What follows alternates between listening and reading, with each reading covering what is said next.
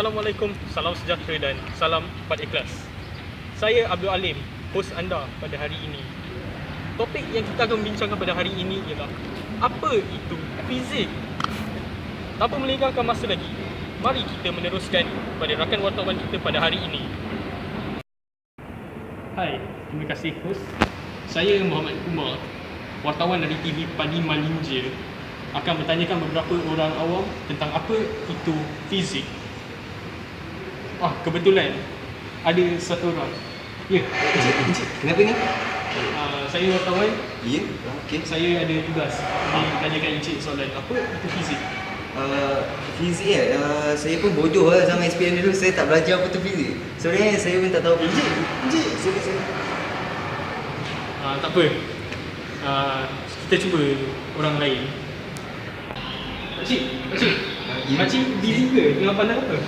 Saya tadi parking kereta saya menegak saya takut kereta jatuh. Nampak cerita? Okey. Pakcik, kami dari pihak TV Malinja. Okey. Kami ingin bertanya kepada pakcik satu je soalan. Okey, sila. Apa itu fizik? Fizik. Alamak, kereta saya tadi terbalik. Pakcik, come on pakcik. Jangan lari pakcik. Hai, apa tu seorang? Kita teruskanlah dengan belia kita. Assalamualaikum. Nama saya Syami Khairul. Saya daripada SMK Belut. Jadi seperti mana yang anda semua nak tahu, apakah itu fizik? Betul tak? Fizik ni ialah satu cabang sains yang mengkaji fenomena-fenomena alam di sekeliling kita. Fenomena alam ialah kejadian semula jadi yang dapat diperhatikan melalui pelbagai deria manusia. Contohnya fenomena alam ialah panjang bayang-bayang berubah daripada pagi hingga ke petang.